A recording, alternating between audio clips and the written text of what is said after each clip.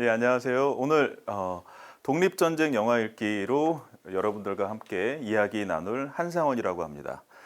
저는 한상원 영화연구소를 운영을 하고 있고요. 그곳에서 이제 한국 영화 그리고 북한 영화, 그러니까 어떻게 보면 한반도 영화를 연구하고 있습니다. 오늘 이제 이야기할 주제가 독립전쟁과 영화잖아요. 예.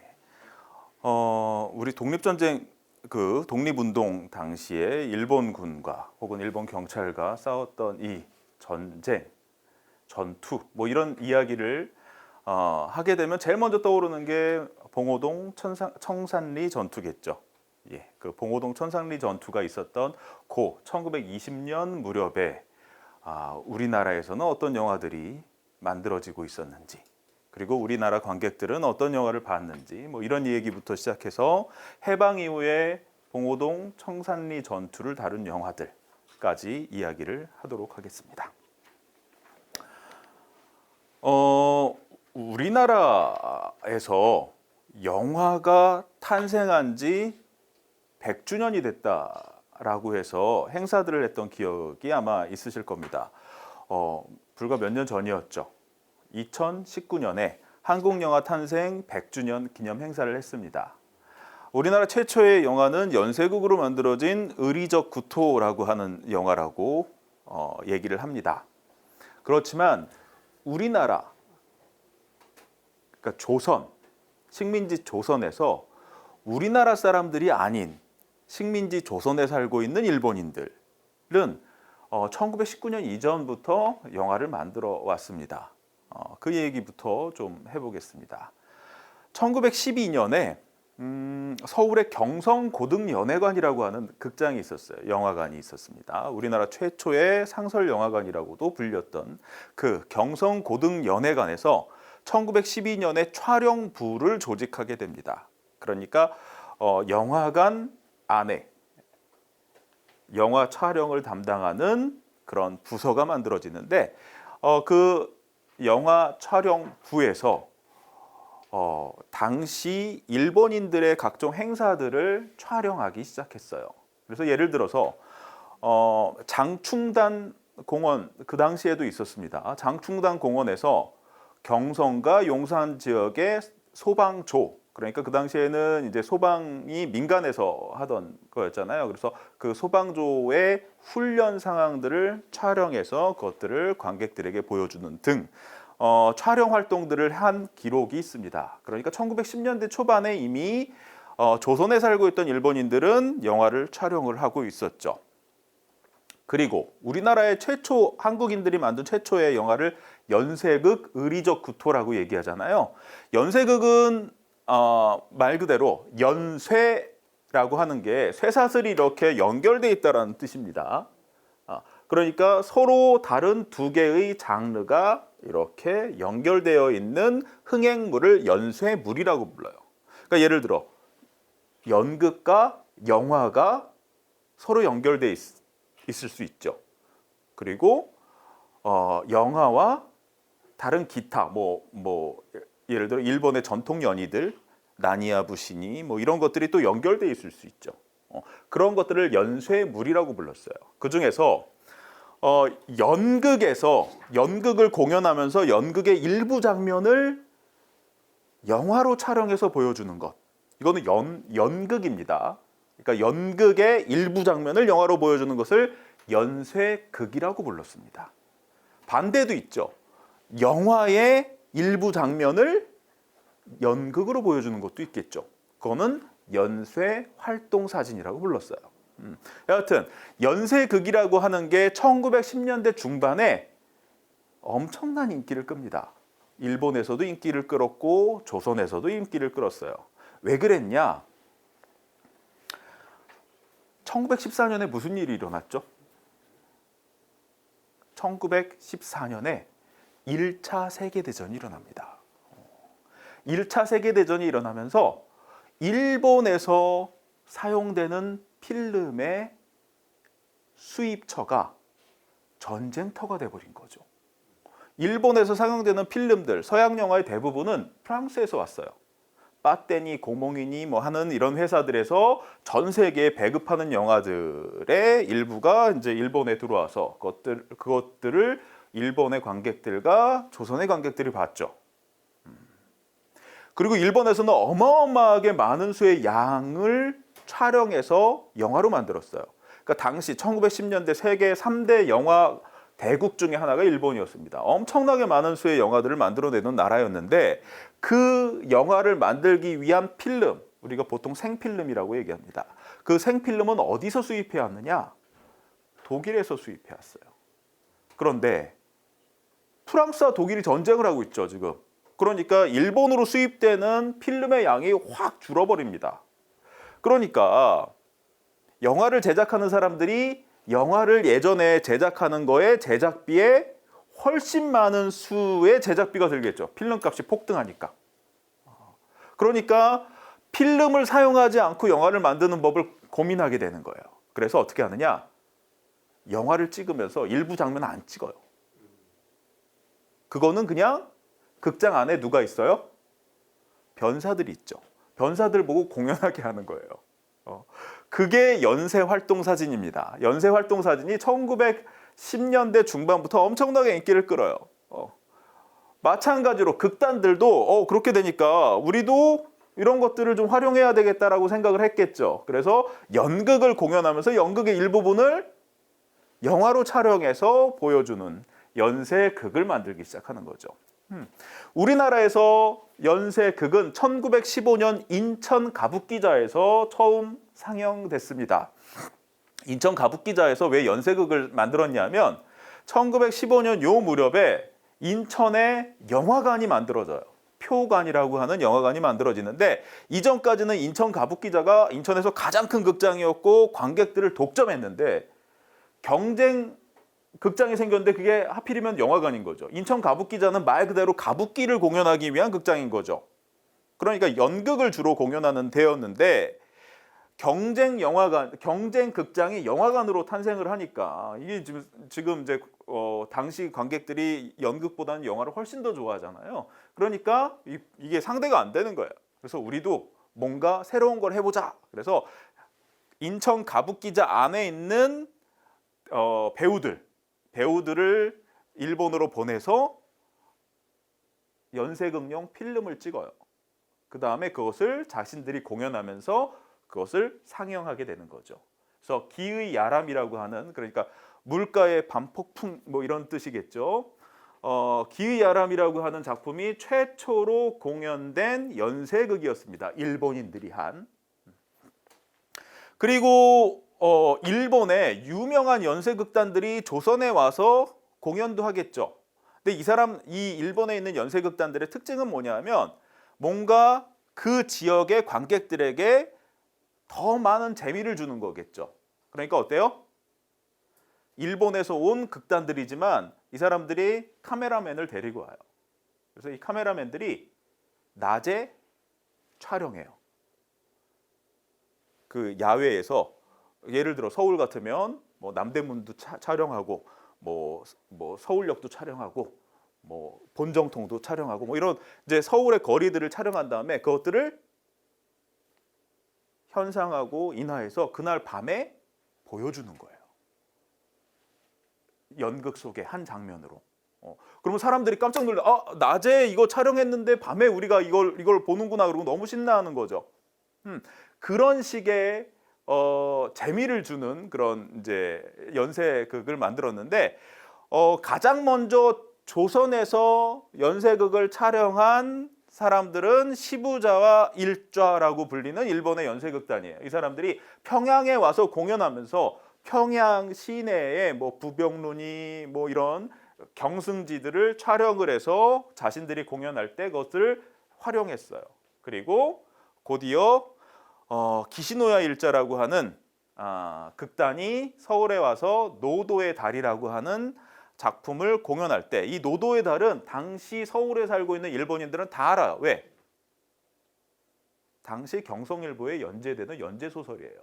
그 연재소설을 그대로 경성을 배경으로 찍은 거죠. 그러니까 서울에 살고 있는 일본인 관객들은 막 환호하는 거죠. 이런 서울에 살고 있는 일본인들이 서울에 살고 있는 일본인 관객들을 대상으로 한 이런 영화 활동을 1910년대에 하고 있었던 거죠. 그리고 그것들을 보고 조선인들은 그래, 이들처럼 우리도 영화를 만들어 보자라고 해서 1919년에 최초의 영화인 의리적 구토라고 하는 영화가 만들어지게 된 거죠. 근데 의리적 구토를 만든 단체가 신극자라고 하는 신파극단이지만 그들에게 연쇄극을 만들려고 제작비를 지원을 하고 말 그대로 제작을 한 그 조직은 바로 단성사예요. 단성사라고 하는 영화관에서 돈을 내 가지고 만든 겁니다.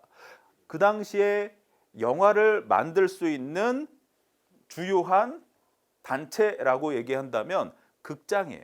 영화관. 왜냐하면 자신들이 만들어서 그것을 자신들의 프로그램으로 활용을 하면 되니까. 그리고 그 영화관에는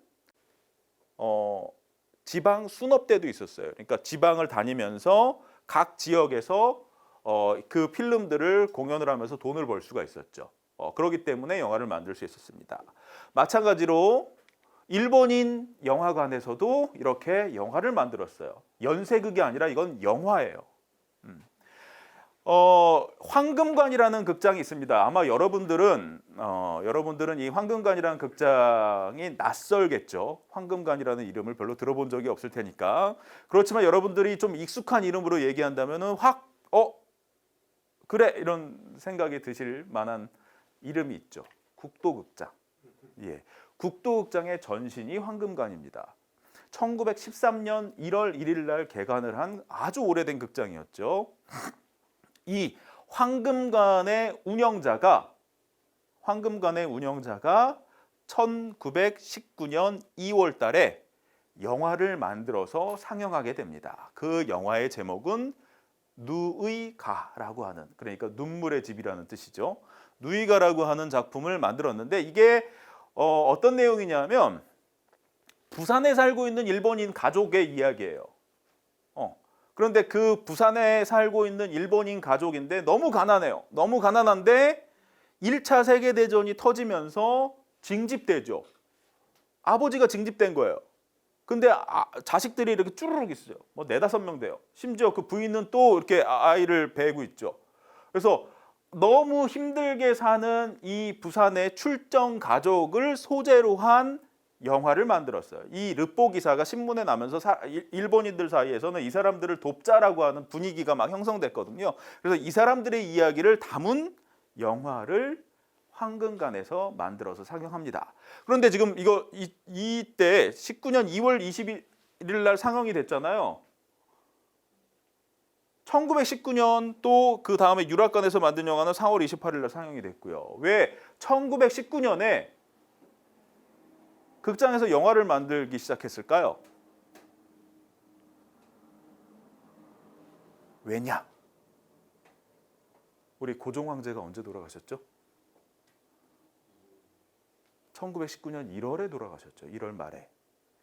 1월 말에 돌아가시니까 돌아가시고 나서 서울에서는 고종 황제의 장례 준비를 하게 되죠. 그것들을 촬영하기 위해서 일본 내에서 영화 촬영팀들이 막 오죠. 이런 사람들이 그냥 놀고 있는 것보다는 뭔가 아르바이트를 하면 좋겠죠. 그러니까 이런 극장에서 이런 사람들을 고용해서 영화를 찍었던 거예요. 그래서 이때 그렇게 고종 황제의 장례를 촬영하기 위해 온 영화 촬영팀들이 이렇게 영화 촬영을 도운 걸로 추정이 됩니다. 그래서 이 영화가 되게 센세이셔널한 반응을 좀 불러일으킨 것 같아요. 일본인들 사이에서. 그래서 황금관의 경쟁 영화관이었던 유락관에서 서울에서 있었던 일본인들의 다른 이야기. 그러니까 지금의 원효로가 일제시대 때는 원정이라고 불렀습니다. 그 원정에 있었던 원정 심상고등소학교에서 화재가 났어요. 네, 그 화재가 났는데 그 화재가 막 그 교사에 막 불이 붙으니까 교장 선생님이 안으로 뛰어 들어가 가지고 어떻게 해요?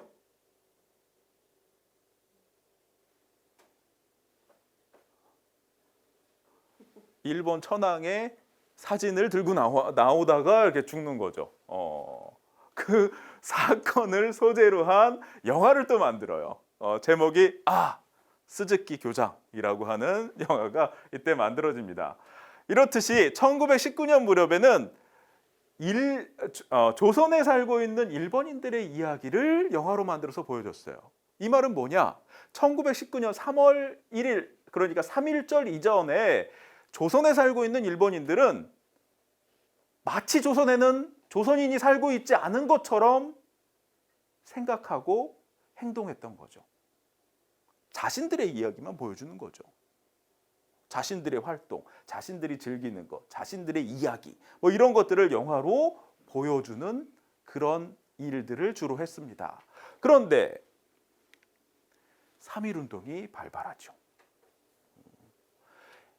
애써 일본인들이 무시하고 있었던 조선인들이 조선의 주인은 조선인이다라고 하는 것을 마치 선포하듯이 3월 1일부터 무려 1년여에 걸쳐서 전국 방방곡곡에서 만세 운동을 펼치게 되는 거죠.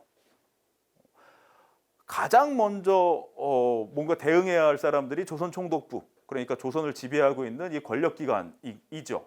그러니까 이 권력기관에서 우리가 소위 무단통치, 그러니까 조선인들을 억누르면 이 조선인들이 말을 잘 들을 거다라고 생각했는데 이것이 잘못됐구나라고 하는 것을 비로소 생각하게 되는 거죠. 그러면서 이제 통치 방식을 바꾸죠. 그리고 무조건 억누르는 방식이 아닌 계몽과 교화, 그리고 조선인과 일본인이 함께 동화해서 사는 방식으로 통치 방식을 바꾸게 되죠. 동화 정책을 펼치는 거예요. 그러기 위해서 가장 중요한 게 뭐냐? 선전이라는 거죠. 그러기 위해서는 조선 총독부 내에 활동 사진을 통한, 영화를 통한 선전 활동을 강화할 필요가 있다라고 생각을 해서 1919년에 이 만세 시위가 있고 난 그 다음에 1920년에 조선 총독부 문서과에 관방 서무부 문서과에 활동 사진반을 조직합니다. 이 관방 서무부 문서과는 뭐냐면 조선 총독부에서 출간하는, 발행하는 이런 문서들을 총괄하는 기구예요. 그러니까 일종의 뭐 담화문이나 아니면 각종 행정적인 문서나 뭐 이런 것들을 총괄하는 기구에서 이제는 그것들을 활동 사진으로도 하겠다라고 하는 것을 이제 의미하는 거죠. 그래서 조선 총독부 이 활동 사진반이 뭘 했느냐? 우선 조선의 모습을 촬영해서 일본 사람들 혹은 해외에 보냅니다. 왜? 지금 전 세계의 미디어에 조선에서 일어나고 있는 만세운동에 관련된 기사들이 막 나오죠. 조선이 엄청나게 혼란스럽고 조선인들의 독립의지가 이런 식으로 막 폭발되고 일제 관원들은 조선인들을 아주 가혹하게 탄압하고 이런 것들이 막 보도되고 있잖아요. 이런 것들을 불식시키기 위해서 일본의 지배를 받는 조선이 너무나 평온하게 잘 발전되고 있다라고 하는 것을 선전하기 위한 선전 영화를 만듭니다. 그게 조선사정이라고 하는 작품이에요. 3.1운동 이후에 평온한 조선의 모습을 보여주는 것이 목적인 거죠. 그래서 이게 이제 일본에서도 상영이 됩니다. 필름을 일본으로 보내서 당시 이제 조선 군수들을 일본 구경을 시켜줘요. 조선 군수들을 일본 구경시켜줄 때 그때 이 활동사진반이 일본에 가서 일본의 전 지역에 이 조선사정이라고 하는 기록영화를 보여주게 되는 거죠.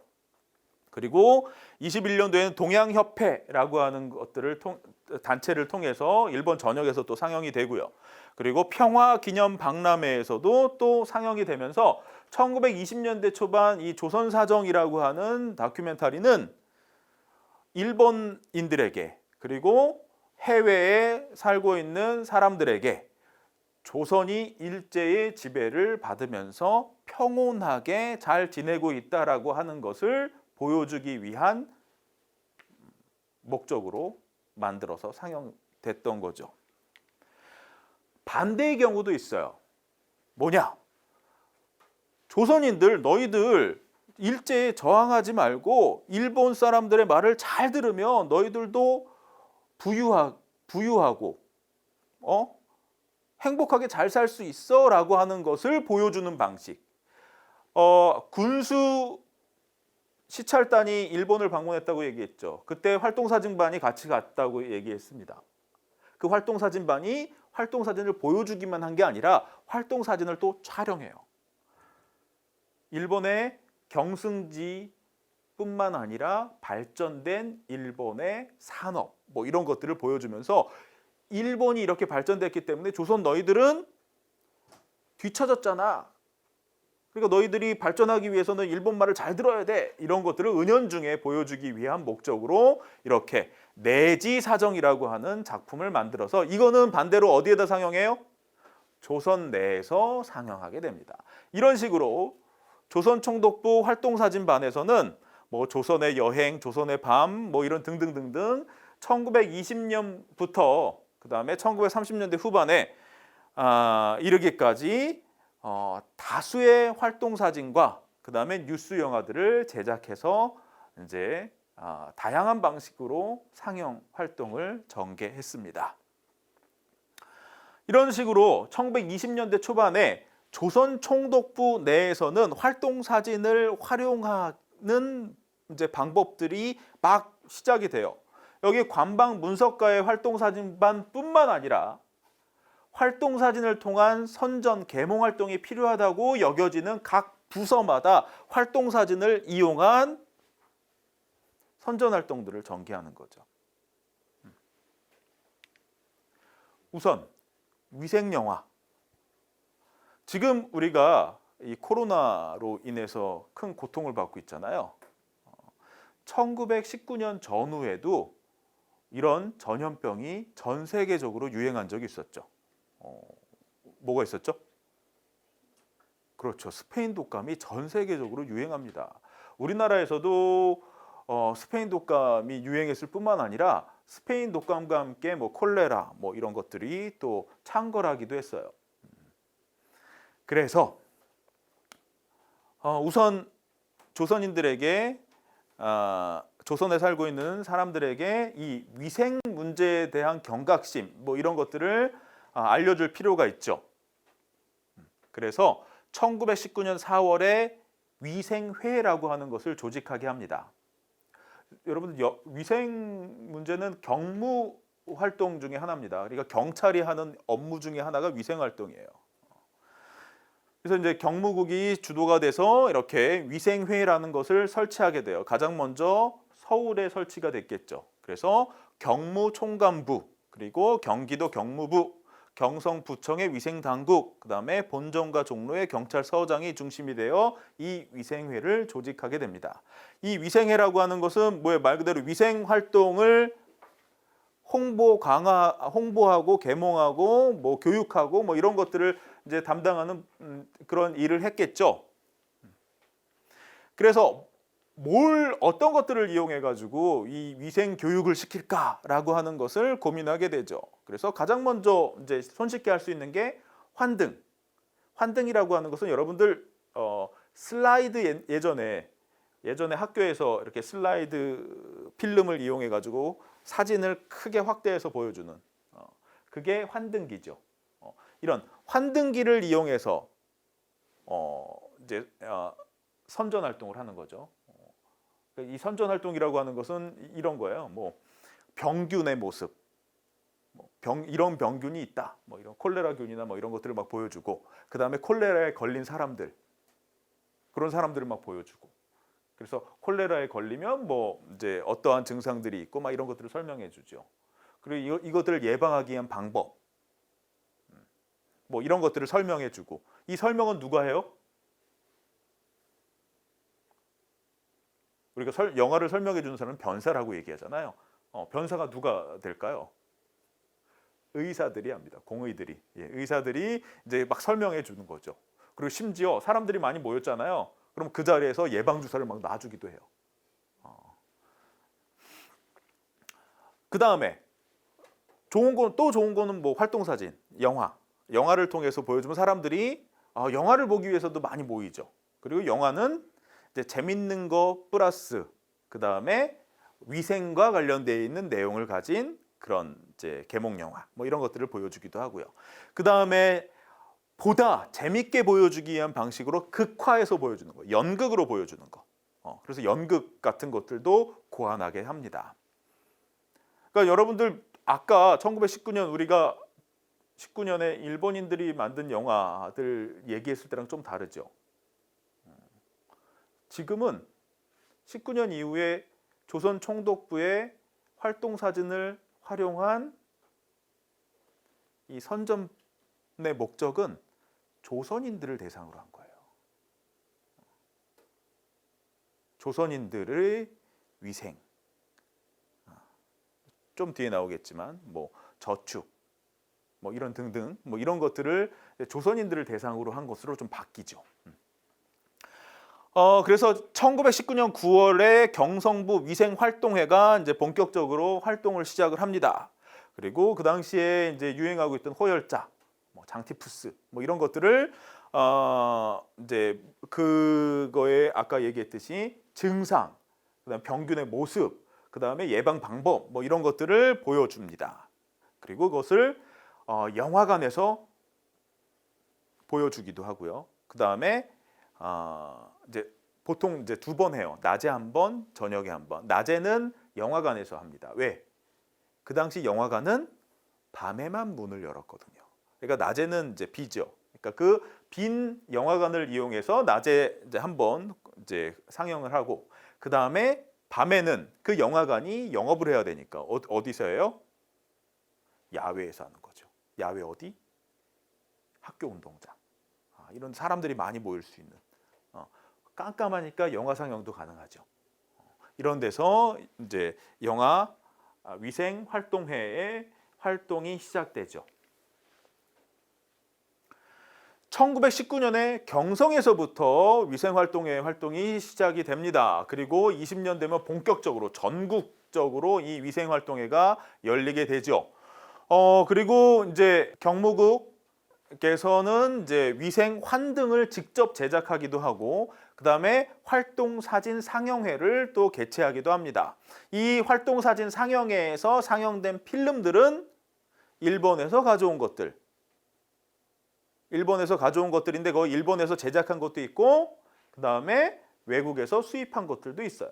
이런 것들을 가져다가 이제 보여주죠. 그리고 20년 7월에는 심파극을 만들어 가지고 또 공연하게 됩니다. 그래서 뭐 콜레라나 뭐 장티푸스나 뭐 이런 것들을 소재로 한 위생극을 만들어서 또 보여주죠. 그리고 각 지역별 예산 및 설비 수급 등의 이유로 일부 지역에서는 이런 것들이 행해졌지만 일부 지역에서는 행해지지 않은 지역들도 있어요. 그러니까 다른 말로 뭐냐면 활동사진을 보여주면서 위생활동회를 운영한 지역이 있는 반면 활동사진을 구비하지 못한, 그러니까 도내에 활동사진반이 존재하지 않아서 활동사진을 상영하지 못하고 대신 환등이나 아니면 위생 강연이나 이런 것들로 대신하는 그런 지역들도 있었다라는 얘기입니다. 그러면서 이제 위생활동회가 활발하게 이제 전개가 됩니다. 그리고 1922년에는 직접 영화를 만들게 됩니다. 그 영화의 제목이 생의과라고 하는 제목의 영화입니다. 그러니까 살아있는 것의 자랑인 거죠. 이 영화는 왜 기획이 됐냐? 여기 생애가라고 하는 영화가 만들어진다라고 하는 이렇게 이제 기사입니다. 경성일보에 실린 기사의 내용이에요. 1922년 요 무렵에 조선 종두령이라는 게 이제 시행이 됩니다. 그러니까 이제 우리 우두라고 하죠. 그러니까 종두주사 이게 그 이제 조선에서 의무적으로 이 종두 접종을 실시하게 되는 것을 기념해서 이 종두 접종에 관련된 내용의 영화를 제작해서 상영하게 됩니다. 그 영화의 제목이 생의과라고 하는 제목이었고요. 예, 내용은 이런 내용입니다. 어떤 내용이냐면 어떤 여학교에 단짝인 이렇게 두 여학생이 있어요. 한 여학생은 시골에서 올라온 시골의 양반집 처녀. 그 다음에 한 여학생은 도회에서 자란 도회의 신식 교육을 받은, 그리고 이제 서양식 그런 생활 환경과 태도를 가진 그런 이제 처녀. 이렇게 둘이 단짝이에요. 그리고 둘이 다 사랑하는 연인이 있어요. 결혼을 약속한 연인이 있죠. 그런데 이 시골에서 올라온 양반집 처녀는 시골에서 자라서 위생관념이 그렇게 별로 없어요. 그러니까 뭐냐면 이제 외출하고 돌아오면 손을 씻어야 되잖아요. 근데 손도 잘 안 씻고 귀찮아서 뭐 이런 이제 모습을 막 보여주는 거죠. 그러다가 장티푸스가 유행하게 되는 거죠. 걸렸어요. 그런데 이 도회에서 자란 이 처녀는 장티푸스에 걸리지 않은 거죠. 그래서 어떻게 돼요? 이 시골에서 올라온 양반집 처녀는 장티푸스에 걸려서 죽다 살아나죠. 근데 얼굴이 어떻게 돼요? 곰보가 된 거죠. 얼굴이 막 얽고 막 이제 그렇게 되니까 결혼할 상대인 남자친구와도 사이가 멀어지고, 그리고 반대로 그 친구인 이 신식 교육을 받은 이 친구는 이제 결혼해서 행복한 삶을 사고, 이렇게 극단적으로 이렇게 다른 두 개의 케이스를 하나의 이야기 속에 넣어서 보여주는 거죠. 그러면서 뭐예요? 일본 사람들과 함께 일본인들에게 교육을 받은 이렇게 도회의 이 사람들은 위생관념이 철저하기 때문에 전염병에 안 걸리지만, 전통적인 교육을 받은 한국의 이런 사람들은 위생관념이 철저하지 않기 때문에 이런 전염병에 걸릴 수 있다. 그러니까 너희들은 어떻게 해야 된다? 일본 사람들의 말을 잘 들어서 일본식 위생관념을 가져라. 그러니까 일본인들은 뭐예요? 조선인들의 선생님이자 조선인들의 일종의 도우미이자 이런 역할을 부여하는 거죠. 그리고 조선인들은 뭐예요? 일본인들에게 배워야 할 학생, 그리고 도움을 받아야 할 대상으로 항상 위치시키게 됩니다. 일본인들의 그 당시 시각이 그랬던 거죠. 활동 사진의 이 선전 활동, 계몽 활동이 나름 효과적이었던 것 같아요. 왜냐하면 그 당시 영화를 보는 게 쉽지 않잖아요. 영화를 보려면은 도시의 중심부에 사는 사람들은 영화 아주 익숙하지만, 왜냐하면 밤마다 영화가 상영이 되니까. 그런데 그렇지 않은 지역에 시골에 살고 있는 사람들, 농촌이나 이런 데 살고 있는 사람들은 영화 볼 수 있는 기회가 많지 않아요. 그런데 이렇게 위생활동사진반, 위생회가 활동사진을 들고 전국을 돌아다니면서 영화를 보여주니까 사람들이 신기해서 막 와서 보는 거죠. 그러니까 나름 이제 그 인원 동원들도 잘 되고, 그 다음에 선전 효과도 있고 이런 것들이 이제 조선 총독부의 이제 판단이었던 거죠. 그래서 1922년 5월에는 최신국 활동사진반도 조직됩니다. 이제 총독부 안에 최신국의 활동사진반이 조직이 되는데, 이 최신국 활동사진반은 그 당시 우편저축이라는 게 있습니다. 이건 뭐냐면 여러분들 저금하려면 어디로 가야 돼요? 저금하려면 은행으로 가야 되죠. 은행은 어디에 있어요? 도시에 있잖아요. 도시 중심부에 있죠. 근데 시골에 살고 있는 사람들은 이 저금을 하기 위해서 도시로 갈 수가 없잖아요. 그러니까 어떻게 해요?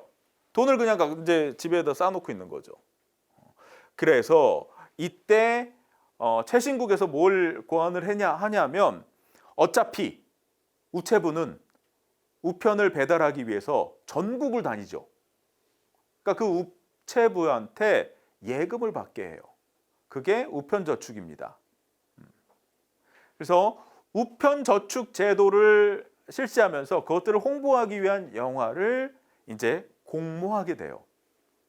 그래서 우선은 이제 이런 순회 상영회부터 시작을 합니다. 그러니까 우편 저축이 필요한지를 사람들에게 각인시키기 위해서 우편 저축 제도를 설명하기 위한 이런 순회 상영회를 조직을 하게 되는데, 1회 순회 상영회는 22년 5월 20일 날 있었습니다. 처음 이 시사회가 경성 호텔에서 있었죠.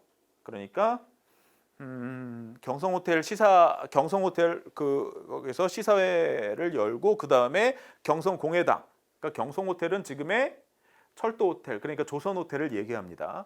예, 그 조선 호텔에서 이제 시사회를 열고, 그 이틀 후에 조선 호텔 옆에 있는 경성 공회당에서 이제 1회 상영을 하게 돼요. 그래서 그 공회당에서 이 저축 계몽 영화를 보기 위해 1,500명의 관객이 모였다고 얘기합니다. 그래서 그때 상영됐던 영화가 골계 영화라고 하는 건 뭐냐 하면, 여러분들 채플린 영화를 생각하면 돼요. 막 이렇게 웃긴, 몸으로 웃기는 막 그런 것을 골계 영화라고 부릅니다. 그 바지 즈봉이라고 돼 있죠. 이 바지라고 하는 작품, 그 다음에 해금강을 촬영한 해금강 필름, 그리고 동물들을 촬영한 이렇게 동물 다큐멘터리, 뭐 이런 것들을 보여주고, 그 다음에 저금을 장려하는 내용의 만화, 제목이 저금의 장려입니다. 만화도 상영이 되고요. 그 다음에 저금을 소재로 한 신파 영화, 산의 형제라고 하는 영화도 상영이 됩니다. 이 산의 형제라고 하는 것은 일본에서 제작한 저축 계몽 영화예요. 이런 것들을 상영하게 됩니다. 여기에서는 지금 해금강을 제외하고 나머지는 다 일본에서 갖고 온 것들인 거죠. 물론 이제 골계 영화 이런 것들은 이제 서양 영화이겠지만, 그런데 이제 이런 것들을 상영하게 됩니다. 그러니까 전국에 걸쳐서. 그러니까 관객들에게 호응이 좋죠. 그리고 2회 상영회를 마치고, 그리고 각본 현상 모집을 합니다. 이 사내 형제나 이런 작품들 저축 계몽 영화이긴 하지만 이 영화는 배경이 일본이죠. 그리고 일본인 주인공들이 나오죠. 그러니까 아무래도 조선인을 상대로 해서는 조선인을 배경으로 한, 그러니까 조선과 그다음에 조선인을 주인공으로 한 작품이 좋겠다라고 판단을 해서 최신국에서는 각본 현상 모집을 해서 영화를 만들기로 합니다. 그래서 현상 모집 유의사항을 보면 이래요. 조선인이 작성한, 이거는 이제 작성도 조선인이 해야 되는 거죠. 그리고 한글로 쓴 각본, 각본을 한글로 써야 되는 거죠.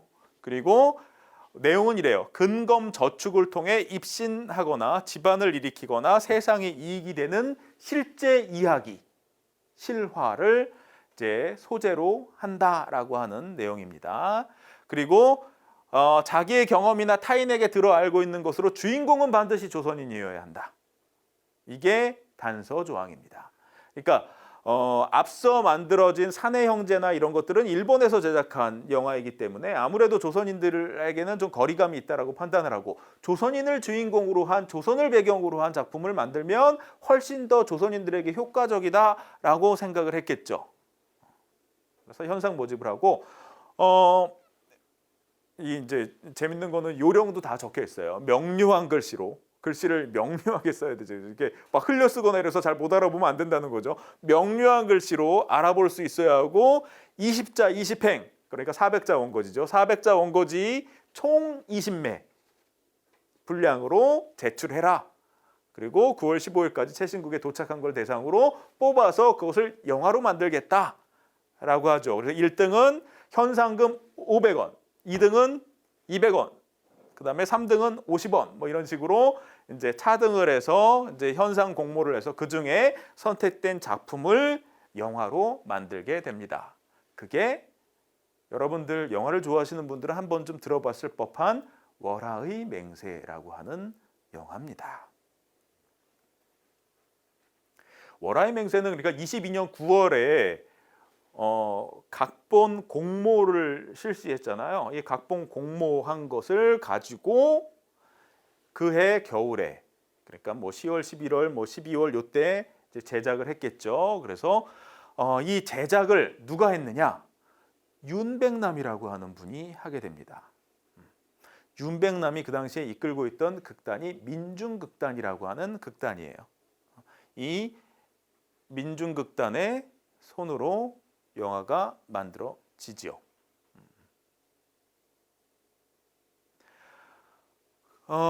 그런데 이제 우리가 이제 알고 있는 것과 약간 차이가 있어요. 우리는 이 윤백남이 각본을 쓰고 윤백남이 데리고 있던 민중극단 단원들을 데리고 영화를 찍어서 23년 1월에 영화가 완성이 돼서 상영을 시작했다라고 하는 내용으로 알고 있는데, 여기 보면은 현상 모집을 한 거잖아요. 그래서 현상 모집한 것 중에 당선작을 가지고 영화를 만든 거죠. 그러니까 약간의 이제 상상력이 필요한 거죠. 왜 이런 차이가 있을까? 어떤 차이가 있나? 우선 윤백남이 투고에서 당선됐을 가능성이 있겠죠. 1등으로. 당선자가 누군지는 우리가 확인할 수가 없으니까. 그래서 윤백남의 작품이 당선됐을 가능성이 있고, 아니면 당선자는 따로 있는데 윤백남이 그 당선 작품을 각색해서 영화로 만들 가능성이 있겠죠. 이 두 가지 가능성이 있습니다. 여튼 월화의 맹세는 제작비가 1,700여 원을 들여서 영화가 제작이 됐고요. 민중극단 단원 15명이 출연을 했고요. 그리고 23년 3월 말에 촬영이 완성이 돼서 4월부터 조선 전역에서 순회 상영이 시작이 됩니다. 그래서 한때는 우리가 연쇄극을 영화로 치지 않았던 시기가 있었어요. 연쇄극이 무슨 영화야? 그게 연극이지, 심파극이지. 심파극의 일종이지, 말 그대로 연쇄극이니까 극이지 무슨 그게 영화야 라고 했을 당시에는 최초의 한국 영화를 이 월화의 맹세라고 얘기를 하기도 했습니다.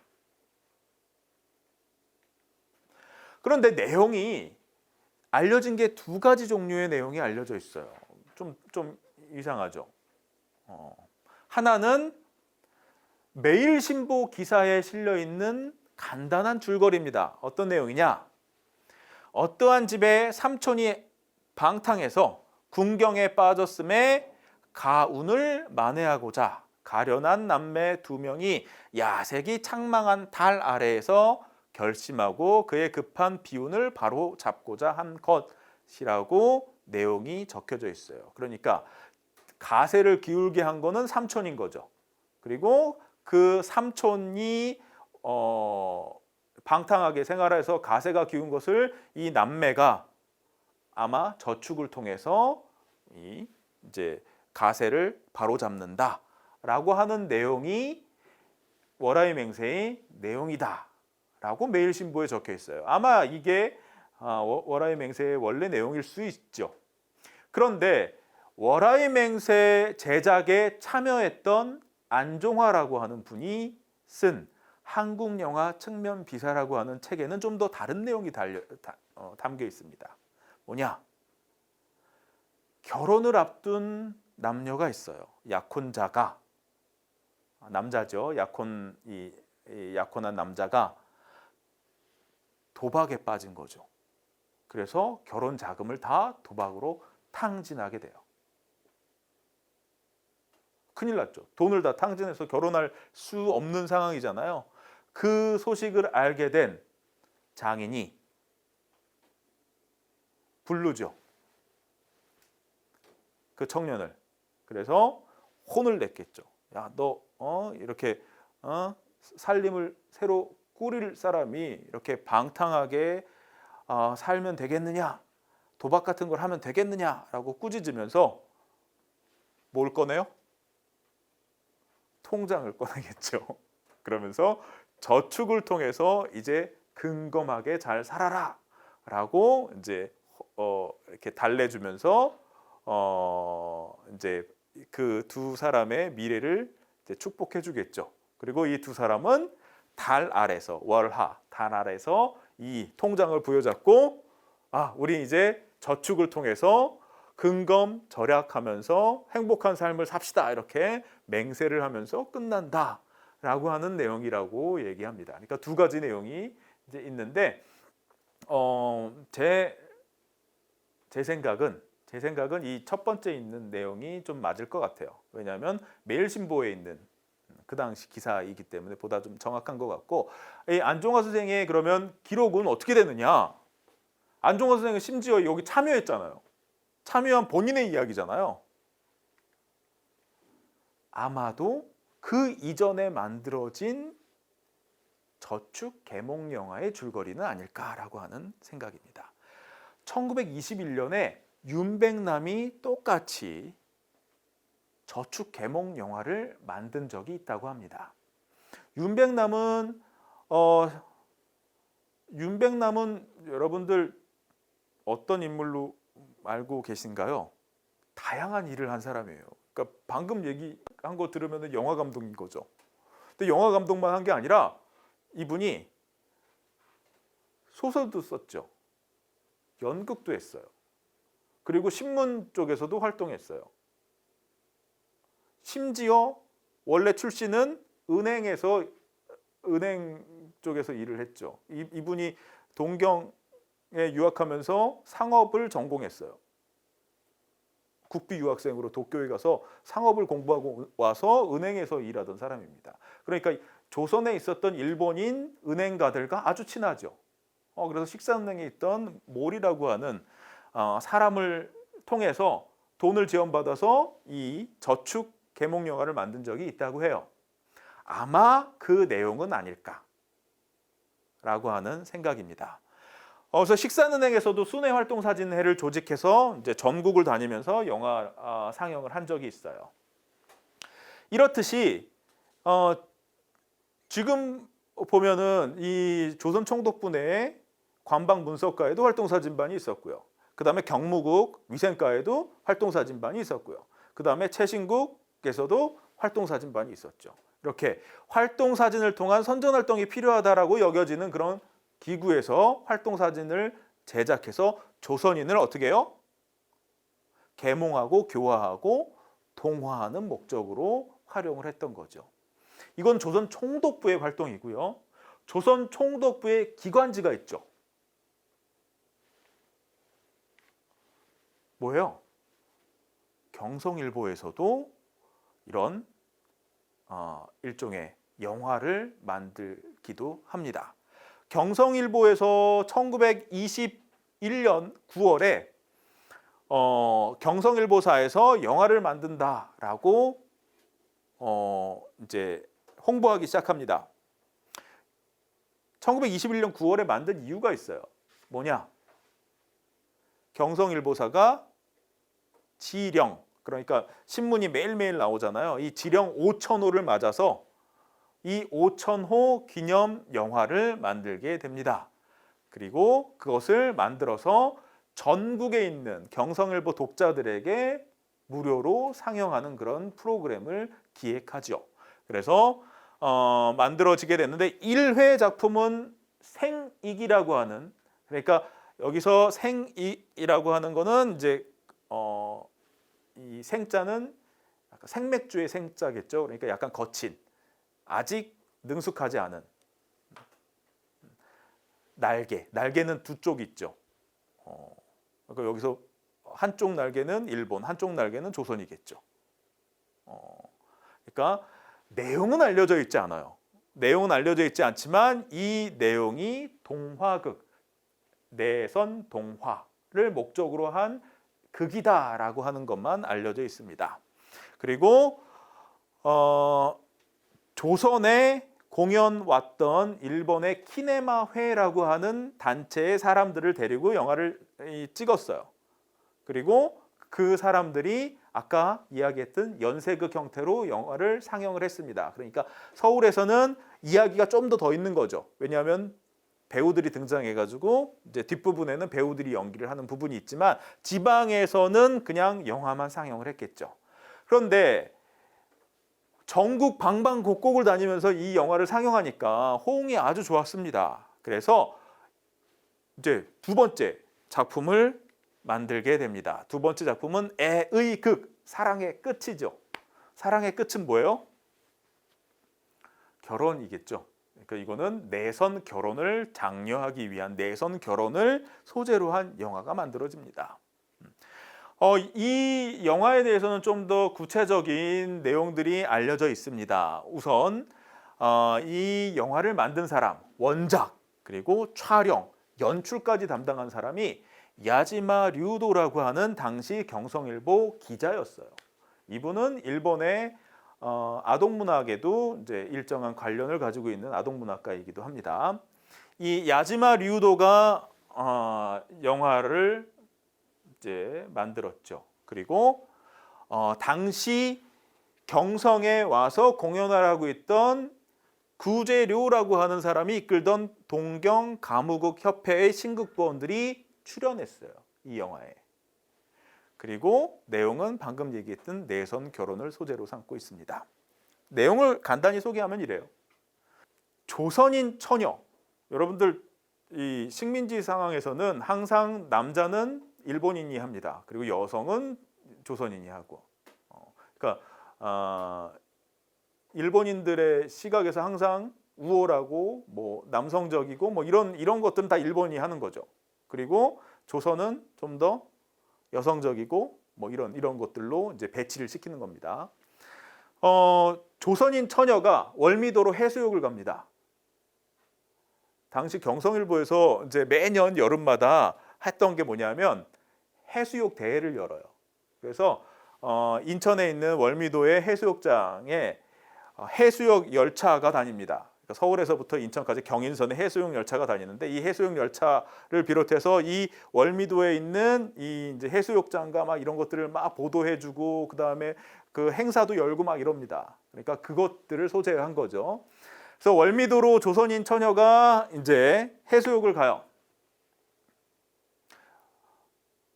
그래서 이제 여러분들 서해바다 가보면 아시겠지만 조석간만의 차가 아주 심하죠.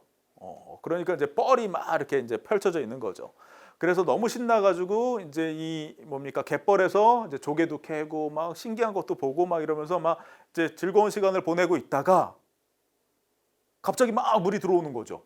물이 들어왔는데 해변에서 너무 멀리 나온 거죠. 그래서 막 이렇게 이제 물이 막 들어오니까 이제 육지로 가려고 막 하는데 잘 가지를 못하는 거죠. 뻘이니까. 그러니까 막 물이 들어차는 거죠. 그것을 누가 보고 있어요? 일본인 청년이 보고 있는 거죠. 일본인 청년이 그림을 그리고 있다가 화가예요. 그림을 그리고 있다가 조선인 처녀가 막 이렇게 막 허우적거리는 걸 보고 물속에 뛰어들어서 그 처녀를 구해냅니다. 구해내고 이제 그 처녀는 정신이 막 없는 상황에서 이제 그 청년은 다시 그녀만 구하고 이제 사라지죠. 그래서 그녀가 이제 그 일본인 청년에 대해서 연모의 이제 마음이 생기는 거죠. 그런데 그 조선인 처녀는 은행가의 딸이었어요.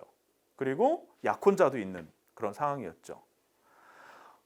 그런 상황에서 서울에서 이제 자가용을 타고 막 가고 있는데 어떤 일본인 소녀를 차에 치게 됩니다. 그래서 깜짝 놀래가지고 그 일본인 처녀를 데리고 병원으로 이제 가서 이제 보호자가 올 때를 기다리고 있는데 그 보호자가 누구예요?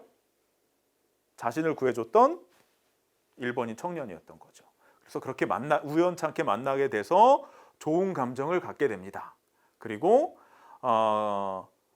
그 좋은 감정을 갖게 된 거를 조선인 약혼자가 알게 되는 거죠. 그래서 화가 막 나 있는 상태예요.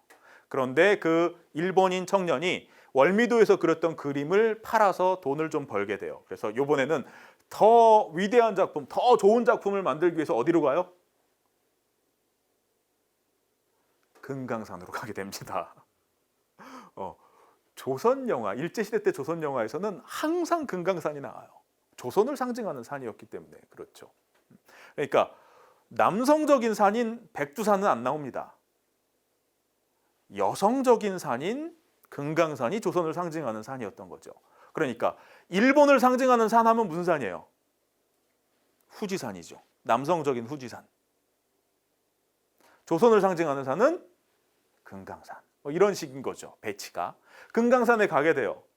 그런데 그녀와 그녀의 여동생은 그 화가가 그리는 모습을 너무 보고 싶은 거예요. 그래서 우리도 금강산에 구경 가자. 그래서 이제 금강산으로 간 거죠. 그 처녀가 금강산에 갔다는 이야기를 그 약혼자가 알게 되는 거죠. 너무 화가 나가지고 막 이제 차를 몰고 금강산으로 가요. 화가 나서. 그런데 금방 밤이 되죠. 금방 밤이 돼서 길을 잃어요. 길을 잃고 막 헤매다가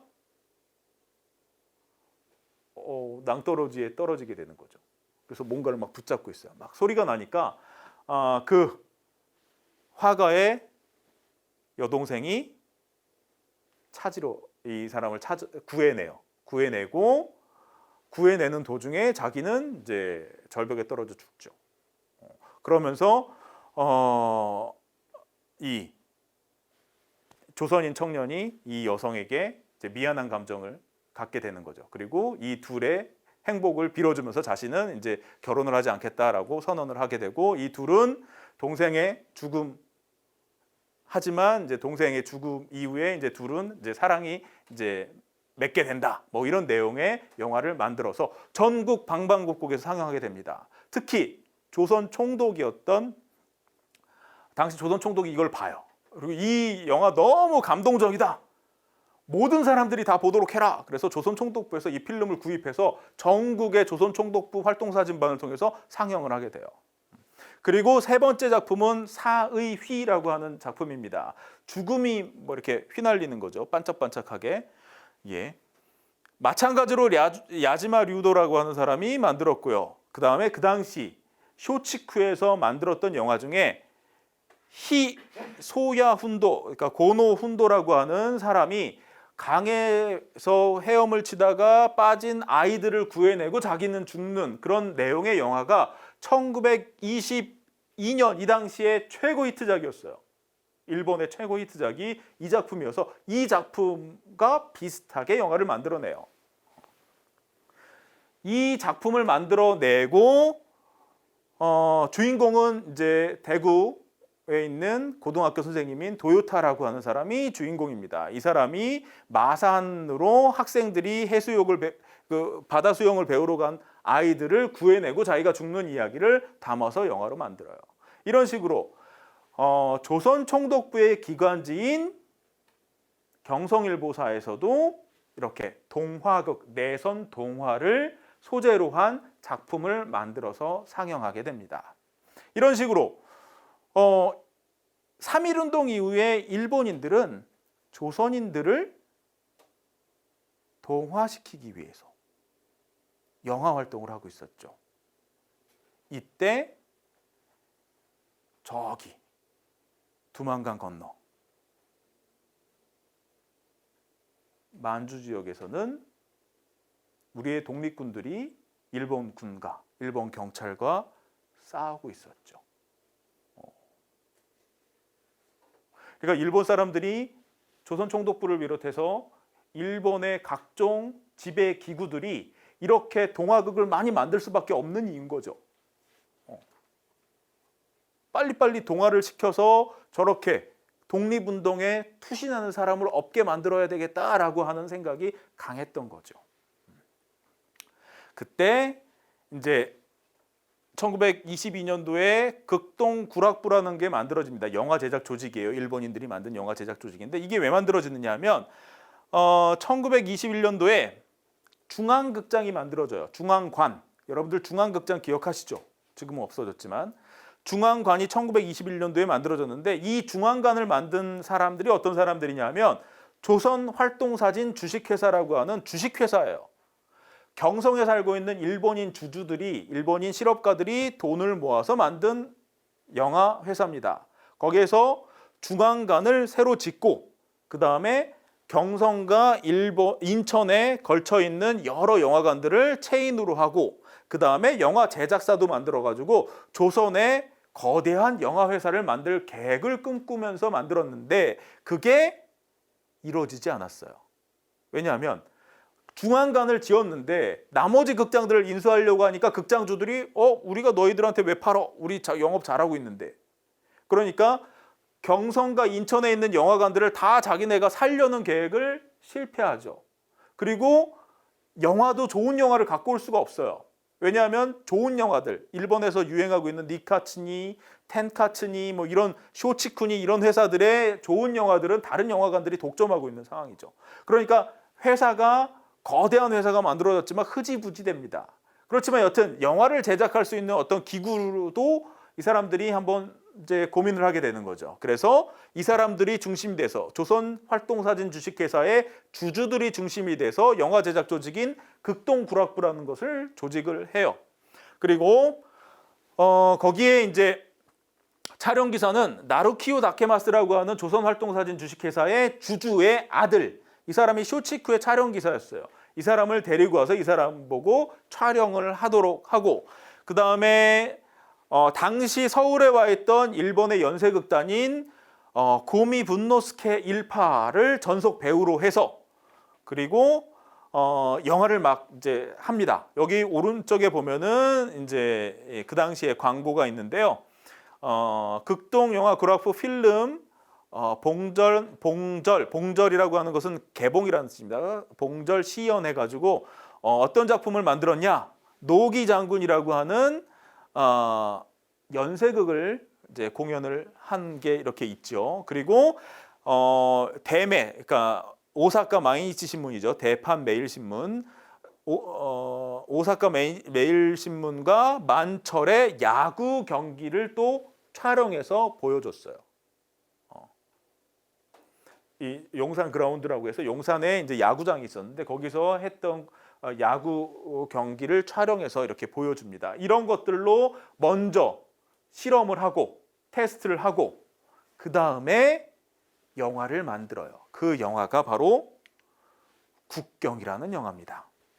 1923년 1월에 만들어진 이 국경이라는 작품은 그 당시 광고를 보면 최초의 조선 영화라고 막 이제 홍보가 됐어요. 이 국경에 참여했던 사람들 중에는 조선인 배우도 있었던 것 같아요. 왜냐하면 그 당시 신문을 보면 조선인 배우의 이름이 등장을 하거든요. 그러니까 조선인 배우도 있었을 가능성이 있고요. 여튼 국경 지역에 출몰하는 마적단을 토벌하는 내용이에요. 1922년도 말에 만들기 시작해서 23년도에 개봉한 영화잖아요. 1월에. 이 당시에 국경 지역에, 그러니까 두만강, 압록강 지역에 출몰하는 마적단이라고 하면 조선인 관객들에게는 누가 생각이 날까요? 우리의 독립운동가들이 생각이 나죠. 1920년에 청산리 봉오동 전투가 있었잖아요.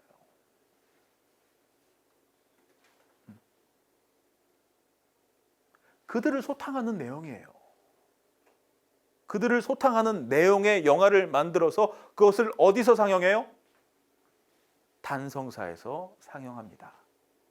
그 상영하는 날이 1월 13일입니다.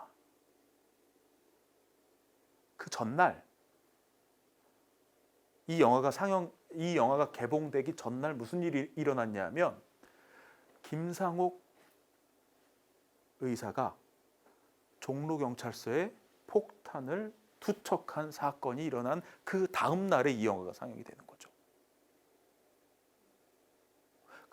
그 전날 밤에 김상옥 열사의 이 사건이 일어나서 서울이 뒤숭숭하죠.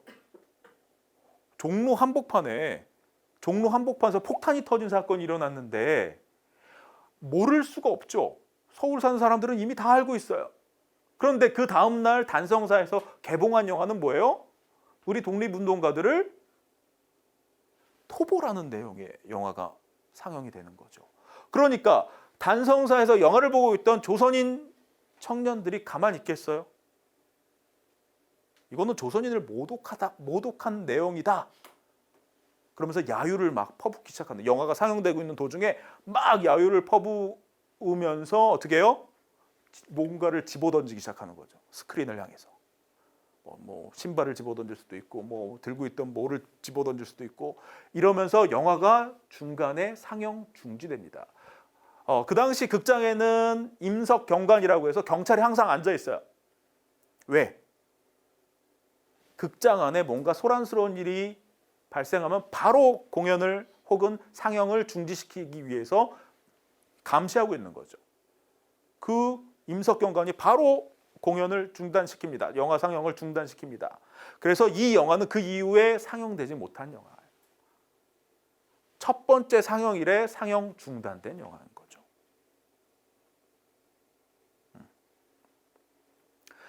그러면서 일본 사람들이 생각하는 거예요. 뭘 생각했느냐?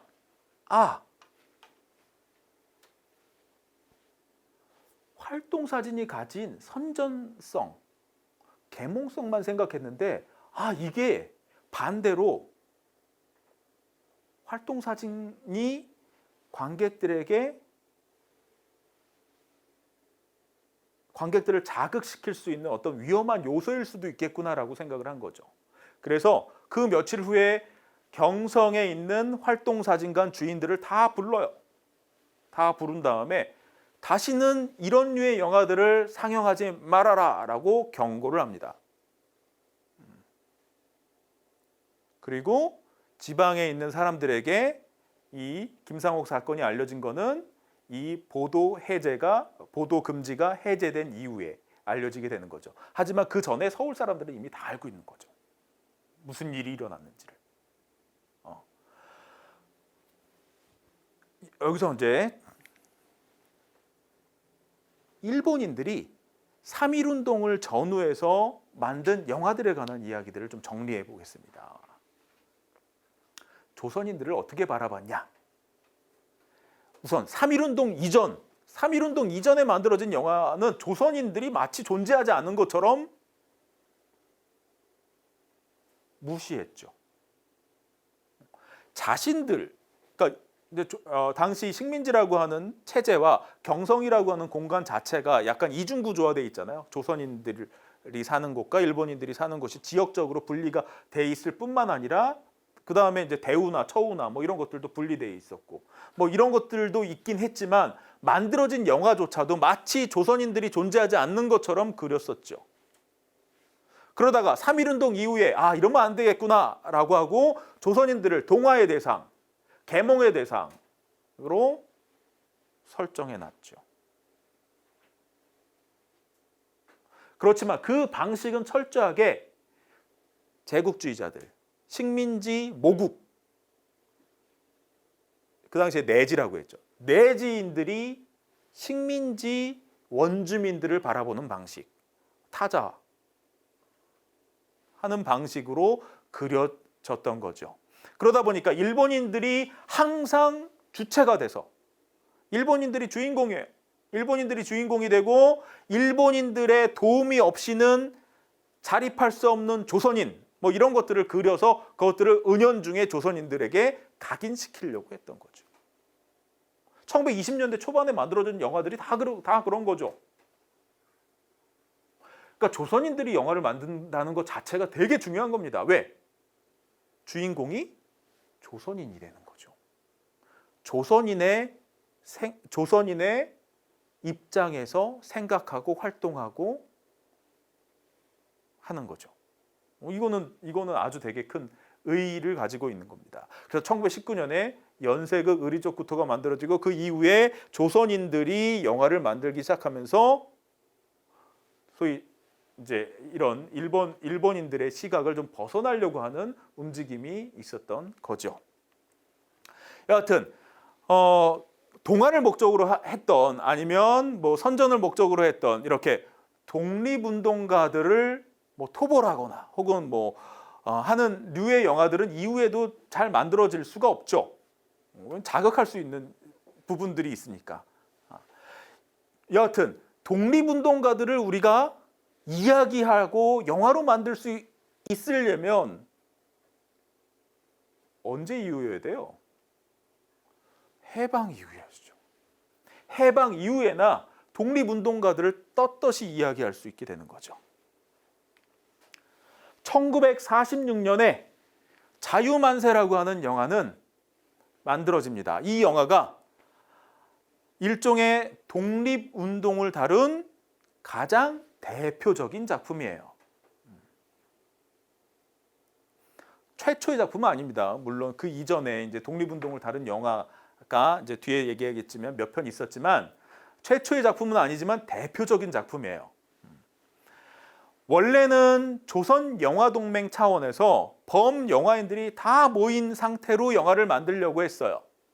그래서 46년 초에 이 독립기념 영화를 만들려고 하는 움직임이 있었고 그 움직임 속에 이제 자유만세라고 하는 기획이 세워집니다.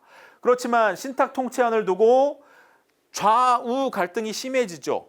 좌우 갈등이 심해지고 좌익 영화인들이 주도하던 영화동맹에서 우익 영화인들과의 뭐 갈등 뭐 이런 문제들이 생기면서 우익 영화인들이 이렇게 따로 나와서 그러니까 이제 어떻게 보면 영화동맹에서 여기서 발을 빼는 거죠. 그러면서 이 최인규, 최완규 형제가 중심이 된 고려 영화사가 중심이 돼서 영화가 만들어지게 됩니다. 그런데 영화가 만들어지니까 이게 지금 우익 쪽에 있는 사람들이 만들었다고 얘기했죠. 최인규, 최완규를 중심으로 한 이 형제들이 만들었는데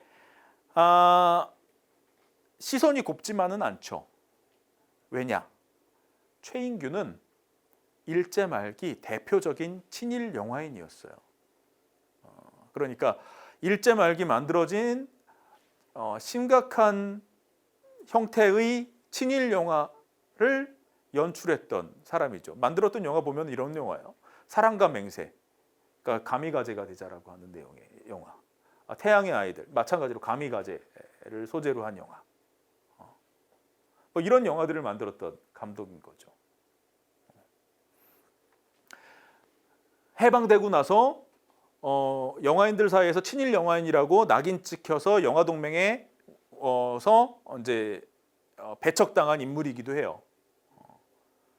근데 그 사람이 연출을 해서 이제 독립운동 영화를 만든다고 하니 사람들이 약간 좀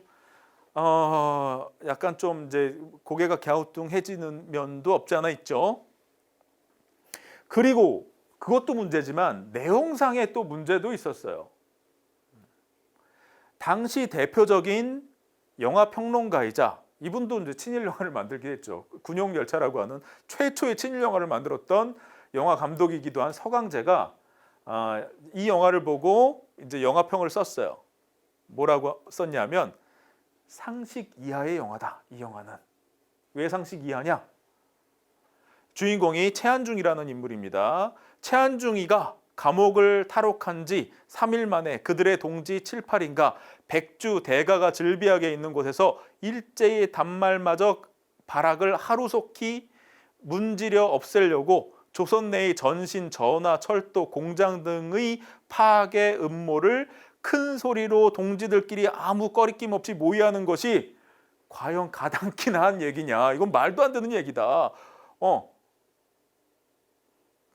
이게 뭐 옛날 얘기도 아니잖아요. 불과 1년 전 얘기잖아요.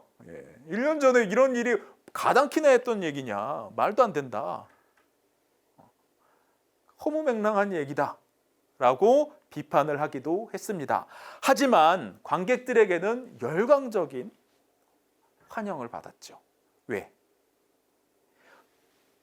해방을 확인하고 싶은 거죠. 우리가 그렇게 싸우지 않았던 간에 해방된 지금 해방을 확인하고 싶은 영화가 필요했는데 딱 자유만세가 나온 거죠. 그래서 당시 관객들에게는 열광적인 이제 환호를 받았던 영화이지만 당시 비평가들에게는 이제 혹평을 받기도 했던 그런 영화였습니다. 이런 자유만세라고 하는 영화가 독립운동을 다룬 영화로 등장을 합니다. 그리고 이 영화보다 먼저 우리 독립운동가들을 주인공으로 한 영화들이 이 해방 직후에 쏟아져 나옵니다. 예컨대 의사 안중근 의사를 주인공으로 한 영화가 1946년 초에 나오게 됩니다. 그러니까 자유만세보다 먼저 나온 영화예요. 안중근 의사에 관련된 연극을 청춘극장이라고 하는 극단에서 공연을 했어요. 그 공연 대본을 가지고 만든 영화예요. 여러분들 청춘극장이라고 하면 검사 여선생이라고 하는 작품 들어보셨죠? 검사 여선생을, 그게 원래 연극입니다. 그 레파토리를 만들었던 극단이기도 해요. 그 극단에서 해방 이후에 이렇게 우리 독립운동가를 소재로 한 작품을 만들어서 공연했던 거죠. 그래서 계몽굴악부, 그러니까 영화인들 중에 일부가 모여서 만든 이런 협회입니다. 이 계몽굴악부에서 영화를 이제 제작을 했고요. 연출은 이구영 선생이 연출을 했고요. 그다음에 신한영화사에서 이제 제작을 해서 배급, 이제 상영도 여기 신한영화사에서 상영을 하게 됩니다. 여기서 오른쪽에 있는 게 그 당시 이제 상영 광고입니다. 그래서 우미관이라고 하는 극장에서 상영이 됐고요. 그리고 명동극장이라고 하는 극장에서 이제 상영이 됐습니다. 그런데 이 영화는 그렇게 크게 언급이 되지 않고 자유만세가 많이 크게 언급이 되죠. 이유가 있어요. 자유만세는 제대로 만든 영화예요.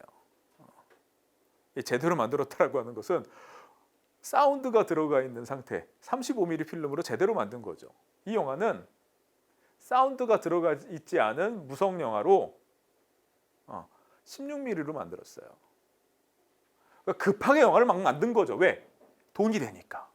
해방 이후에 독립운동가들을 소재로 한 연극을 공연하니까 관객들이 막 밀려 들어오는 거죠. 그 연극을 영화로 만들면 더 좋겠다라고 생각을 한 거죠. 그래서 이렇게 영화로 만들게 되는 거죠.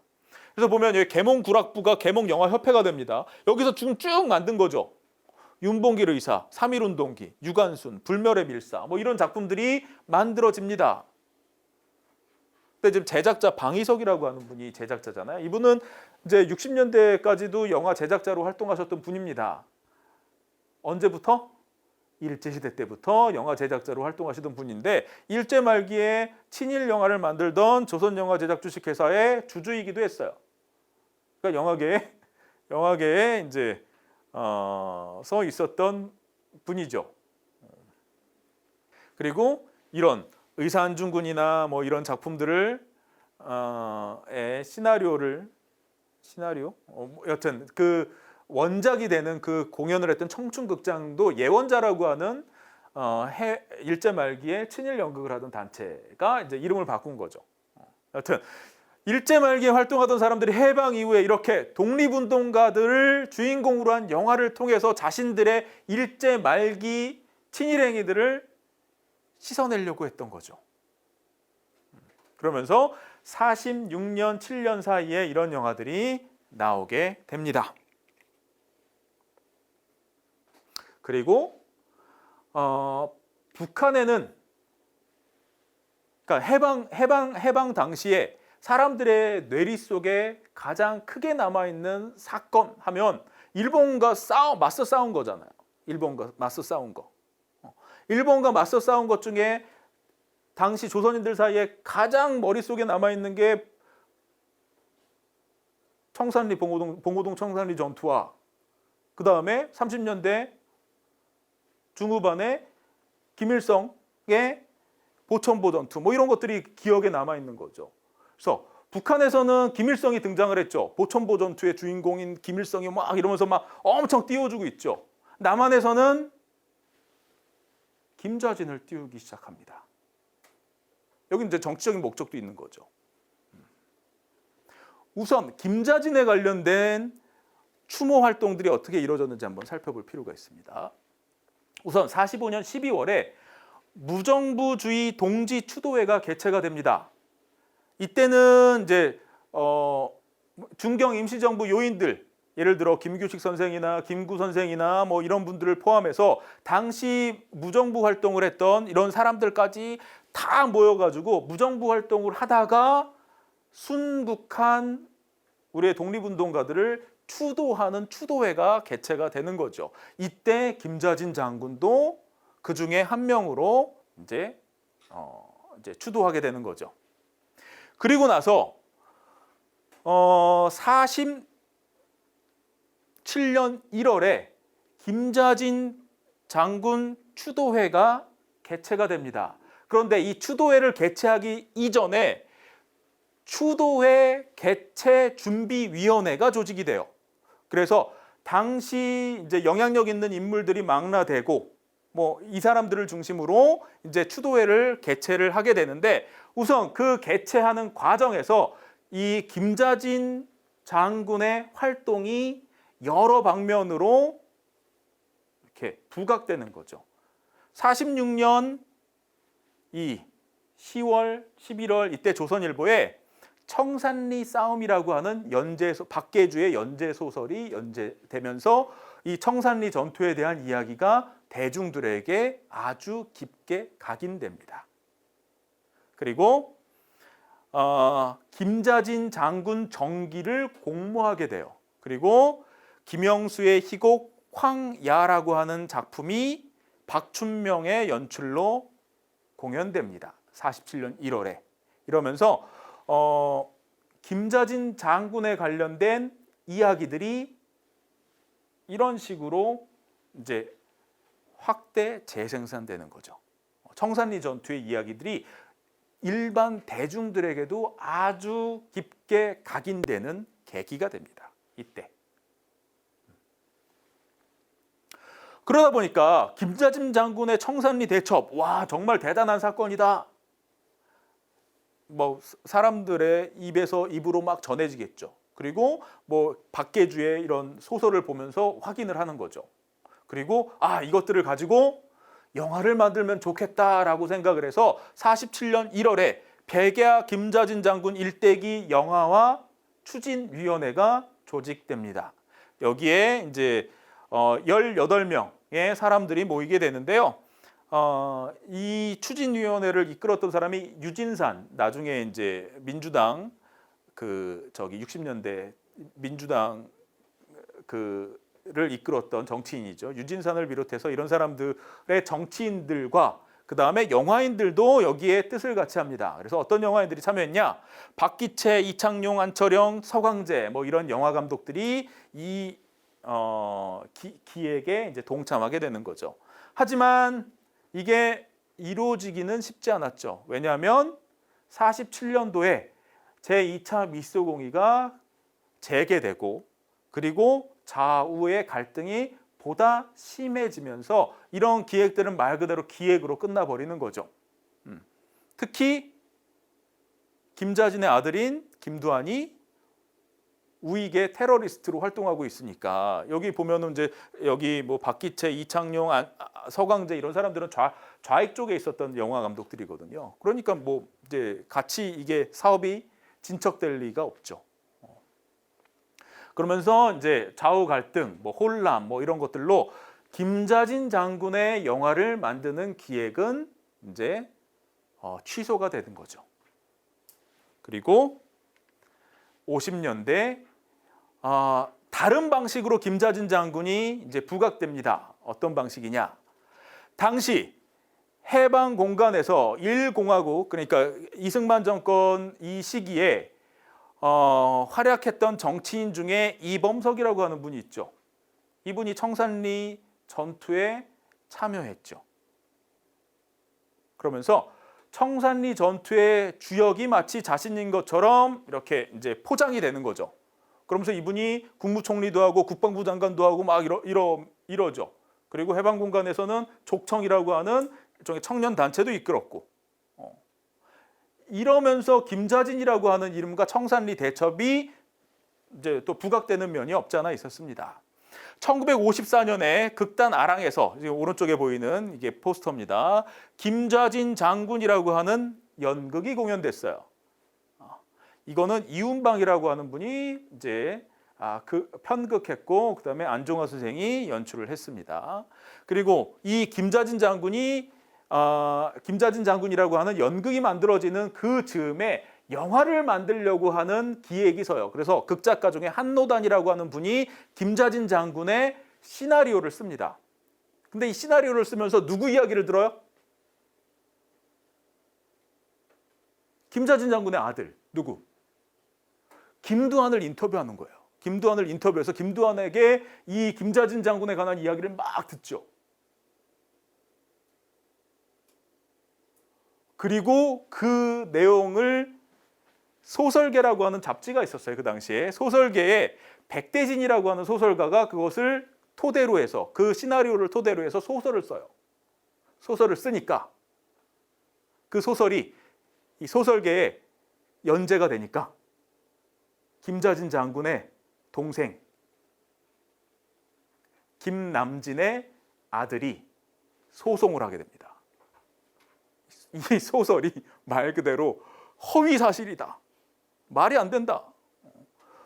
김자진 장군이 공산주의자들에 의해서 암살당한 건 다 알고 있는 일인데 자신의 아버지가 김자진 장군을 배반해서, 그러니까 동생이 형을 배반해서 김자진 장군이 일경에 의해서 암살당한 걸로 그리면 이건 아버지를 모독하는 거지. 아버지가 독립운동을 한 거는 누구나 다 아는 사실인데 아버지를 이렇게 밀정으로 그려놓으면 어떡하냐? 라고 하면서 이제 소송을 하게 되는 거죠. 그러니까 이 소설계의 주관이던 김규동 선생이 이제 우리가 이 사실을 전혀 모르고 있었다. 죄송하다. 뭐 이러면서 이제 막 사과를 하고 막 이러는 이제 사태가 벌어집니다. 이렇듯이 50년대 청산리 대첩과 김자진 장군에 관한 언급과 뭐 이런 활동이 주목되는, 이제 더 주목되는 거는 뭐냐면 정치인들의 영향이 있는 거죠. 자유당 쪽에 자유당 창당을 했던 이범석, 물론 이제 나중에 자유당에서 나가게 되지만 이범석, 그리고 김두한은 50년대 중반에 이제 이 아버지 이 김자진 장군의 후광에 힘입어서 국회의원도 되죠. 이런 사람들의 영향도 없지 않아 있었습니다. 그런데 이분들이 이제 자유당 정권 말기에 자유당과 척지는 거죠. 야당 쪽에서 활동하니까. 그러니까 김자진 장군에 관련된 이야기가 매체에서 좀 사라지게 됩니다. 사라지지만 57년도에 거의 마지막에 대지의 성자라고 하는 박계주의 연재 소설이 동아일보에 연재가 됩니다. 그리고 그게 크게 성공을 하게 되죠. 그런데 이거의 영화화는 4.19 이후에 기획돼요. 그 당시에 박계주 하면 최고의 소설가 중에 한 명입니다. 이제 잘 팔리는 작가인 거죠.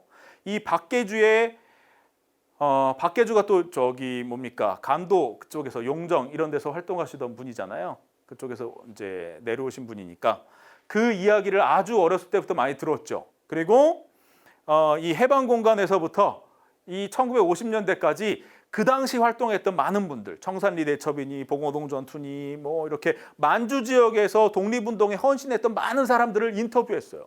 인터뷰하면서 그것들을 가지고 소설을 씁니다. 그게 대지의 성자라고 하는 작품이에요. 그리고 4.19가 터지니까 다시 한번 이 만주 지역에서 있었던 독립전쟁이 주목받게 되는 거죠. 그리고 엄청난 스케일로 이 대지의 성자가 영화로 만들어집니다. 제작비 1억여 환. 아마 이 당시에 다른 영화에 뭐 두세 편 만들 정도의 제작비를 투여한 거예요. 그래서 영화가 만들어집니다. 내용은 1920년대 초반에 만주와 연해주의 무장 독립운동 단체에서 활동했던 젊은이들을 주인공으로 한 내용입니다. 당연히 청산리 봉오동 전투에 관한 내용이 나오겠죠. 거기에서 활동하던 사람들을 이제 영화 속으로 구현해냅니다. 하지만 이 영화는 크게 성공하지 못했어요. 그렇지만 이 영화가 만들어지는 과정에서 이게 62년도 1월 1일, 그러니까 신정 영화로 개봉이 됐거든요. 그런데 이 영화가 만들어지는 과정에서 이미 엄청난 광고를 한 거예요. 우리 청산리 대첩과 이걸 소재로 한 영화가 만들어진다 하고 거의 1년 전부터 홍보를 하기 시작하거든요. 그러니까 이 영화가 개봉된 직후에 바로 이 만주의 독립운동을 배경으로 한 영화들이 하나, 둘 나오기 시작하는 거죠. 거의 동시에 무슨 영화가 나오냐? 임권택 감독의 데뷔작인 두만강아 잘 있거라라고 하는 영화가 나오게 되는 거죠. 이것도 만주를 배경으로 독립운동가들의 활동을 그린 영화입니다. 그래서 이런 영화를 이제 후대에 이런 만주를 배경으로 이 활극 영화, 총 쏘고 막 이런 활극 영화들을 후대에 만주 웨스턴이라고 부르기도 해요. 웨스턴 스타일의 영화. 만주 웨스턴이 60년대 초반 이 대지의 성자에서부터 70년대까지 걸쳐가지고 여러 편의 영화들이 나오게 됩니다. 하지만 첫 번째 대지의 성자만이 제대로 된 독립운동을 다루고 있고 나머지는 다 뭐예요? 배경만 만주인 웨스턴 영화를 만들었던 거죠. 그러니까 독립운동을 다룬 영화는 이 대지의 성자 하나였던 겁니다. 그리고 오랫동안 이 만주 지역에서 있었던 독립운동은 또 수면 아래로 가라앉아요. 만들어진 영화들은 방금 말씀드렸듯이 그냥 웨스턴이에요. 역사적 사실과는 상관없는. 그러다 80년대 들어서 다시 한번 청산리 대첩이 주목받게 됩니다. 80년대 가장 핫한 영화 감독이었죠. 문제작들을 연이어 만들어내면서 당시 한국 영화계를 이끌었던 이장호 감독이 1982년도에 일송정 푸른 소른이라고 하는 영화를 기획하게 됩니다. 이 기획하게 된 이유가 있어요. 왜냐하면 여러분들 대종상이라고 하는 영화상 알죠? 그 대종상이 어떻게 시작됐냐면 공보부에서 만든 영화상이에요. 그러니까 정부에서 만든 영화상인 거죠. 정부에서 이걸 왜 만들었냐? 우수방공 영화를 포상하기 위한 제도로 만들었어요. 그래서 우수방공 영화상이라는 게 있었어요. 그래서 우수방공 영화상으로 뽑힌 작품은 외국 영화를 수입할 수 있는 쿼터를 줍니다. 박정희 정권 때는 뭐 했냐면 외국 영화를 철저하게 수입하는 것을 제한했어요. 그래서 50년대까지는 1년에 200편 이상의 헐리우드 영화가 들어오던 게 1960년대 이후에는 1년에 외국 영화 수입할 수 있는 영화 쿼터가 한 40편밖에 안 남습니다. 그러면 외국 영화는 무조건 수입하면 대박이 터지는 거예요. 왜? 1년에 상영할 수 있는 영화가 40편밖에 없으니까 어떤 영화든 간에 상영하면 사람들이 가서 보겠죠. 엄청난 이권입니다. 1960년대 외화 수입 쿼터, 이 쿼터를 사고 팔 수도 있었는데 그 쿼터에 사고 파는 게 한 2억 원 정도 됐다고 해요. 당시. 어마어마한 비용인 거죠. 우수 방공영화상을 받으면 이 쿼터를 받을 수가 있었어요. 그런데 박정희 정권 때 해오던 이것이 80년대 들어서 전두환 정권이 들어서죠. 전두환 정권이 들어서면서 박정희 정권과는 좀 더 다른 모습을 보여주고 싶은 거죠. 그리고 다른 식의 남북 대화 뭐 이런 것들을 시도하려고 하죠. 박정희 정권과는 좀 다른. 그러면서 반공 영화상 부분을 좀 더 확대시킵니다. 82년도에. 그래서 어떻게 하느냐? 우수 반공 영화상을 계몽 부분, 안보 부분, 문예 부분으로 나눠서 포상하기로 합니다. 그러니까 좀 나누는 거죠. 그리고 1, 2년 있다가 84년부터인가요? 이제 텔레비전에서 방영하던 반공물을 폐지시킵니다. 그래서 여러분들이 아마 기억하는 무슨 뭐 추적이나 옛날 텔레비전에서 했던 추적이나 무슨 뭐 지금 평양에서 뭐 이런 드라마들이 그때 싹 없어지거든요. 그러니까 남북 대화를 본격적으로 하게 되면서 반공물을 없애게 되는데 여하튼 이때 반공 영화상 부분이 없어지면서 이장호 감독이 의뢰를 받은 게 이 독립운동을 소재로 한 영화를 만들어서 이거를 통해서 뭐 계몽 부분에 상을 받아야 되겠다라고 생각을 한 거겠죠. 그래서 청산리 대첩을 소재로 한 영화를 만듭니다. 근데 이 영화를 어떻게 만드냐? 시나리오 작가가 시나리오를 이제 상상력을 발휘해서 시나리오를 써서 만드는 것이 아니라 철저하게 자료 조사를 합니다. 그리고 그 당시에 생존해 있던 청산리 대첩에 참가했던 사람들의 증언을 들어요. 그리고 그것들을 토대로 해서 청산리 대첩이 어떻게 시작돼서 어떻게 끝났는지를 다큐 드라마 형식으로 보여줘요. 물론 이제 우리가 보면 드라마처럼 보이죠. 드라마처럼 보이지만 그 드라마는 이렇게 막 극적인 구조, 물론 영화를 보면 되게 극적이지만 극적인 구조에 맞춰서 이렇게 된 것이 아니라 역사적인 사실에 맞춰 가지고 막 이렇게 배치를 합니다. 배치를 하고 영화의 시작과 끝은 영화를 쭉 이어가는 나레이션이 나와요. 영화의 나레이션은 영화의 뒷부분에 이제 그 영화의 나레이션의 주인공이 나오는데 그분이 직접 나레이션을 한 건 아니고 그분이 등장해요. 청산리 대첩에 참여했던 유일한 생존자, 그 당시에 이우석옹, 그 당시 87세예요. 87세인 이 청산리 대첩에 참여했던 분이 나와서 그 당시를 회상하는 형식으로 영화가 구성되어 있습니다. 이 방식은 1980년에 헐리우드에서 만들었던 레즈라고 하는 영화에 영향을 받은 걸로 보여요. 이 레즈라고 하는 영화는 뭐냐? 존 리드라고 하는 사람이 있었어요. 이 사람은 미국의 사회주의자입니다. 미국의 사회주의자고 러시아에서 혁명이 일어났다라는 소식을 듣고 그 사람이 러시아에 가요. 러시아에 가서 러시아 혁명을 몸소 체험해서 책으로 씁니다. 그게 세계를 뒤흔든 열흘이라고 하는 책이에요. 그 책의 주인공 존 리드에 관한 전기 영화를 워렌 비티라고 하는 유명한 배우가 영화를 만들어요. 그 사람의 이 전기를, 이 세계를 뒤흔든 열흘이라는 책을 읽고 너무 감동을 받은 거예요. 그리고 그 사람의 전기를 또 이제 추적하면서 너무 감동을 받아서 이 사람의 전기 영화를 만들어야 되겠다라고 생각하면서 1960년대 후반부터 영화를 만들기 시작하는데 영화의 제작이 너무 길어져서 한 10년 걸린 거죠. 영화 만드는데. 그래서 이 영화는 어떻게 구성이 됐냐면 그 당시 존 리드를 기억하고 있는 사람들의 회상으로 구성되어 있어요. 그래서 여러분 유명한 헨리 밀러나 스컷 리어링이나 이런 사람들, 그 당시에 존 리드랑 같이 활동하던 미국의 사회주의자들이 거기에 등장해서 증언을 하는 거죠. 그뿐만 아니라 이미 90대, 80대 후반 이런 노인분들이 존 리드에 관해서 막 얘기를 하는 거예요. 아주 사소한 이야기까지.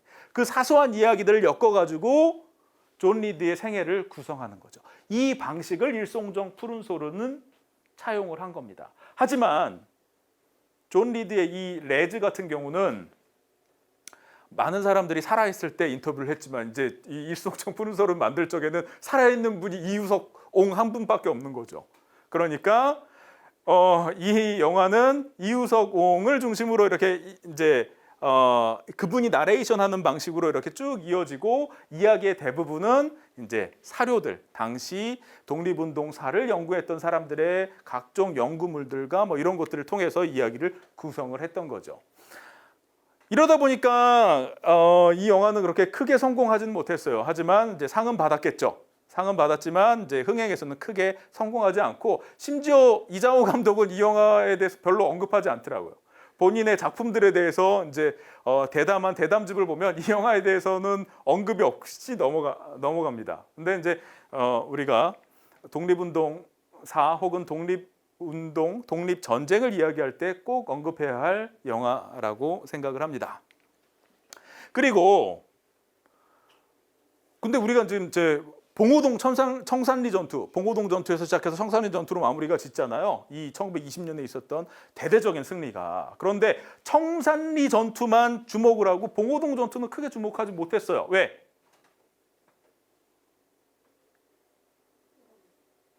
봉오동 전투를 이끌었던 홍범도 장군이 소련으로 갔다라는 거죠. 그러니까 홍범도 장군에 대해서 언급하는 것 자체가 약간 좀 위험할 수도 있다라고 생각을 한 거죠. 김자진 장군 같은 경우는 저 30년에 돌아가셨으니까 마음대로 언급해도 되지만 이 독립운동한 사람들 중에 북한으로 갔거나 중국으로 갔거나 소련에 남은 사람들에 대해서 언급하는 게 오랫동안 거의 금기였던 거죠. 그래서 홍범도 장군을 기억하는 사람들이 많았음에도 불구하고 그에 대해서 언급하는 것 자체가 오랫동안 금기였다가 80년대 80년대 저기 뭡니까 일본의 역사 왜곡이니 독도 문제니 뭐 이런 것들이 막 나오기 시작하면서 독립운동사가 다시 주목받기 시작하고 많은 사람들이 독립운동사를 재검토하고 더 심도 깊게 연구하는 과정에서 홍범도 장군이 부각되기 시작합니다. 그리고 때마침 중국이 개혁 개방을 하고 소련이 개혁 개방을 하고 중국과 소련을 방문할 수 있는 사람의 숫자가 늘고 거기서 연구하는 연구자들과 교류를 하기 시작하고 하면서 홍범도 장군에 대한 구체적인 활동 내역들이 하나 둘 소개되기 시작하는 거죠.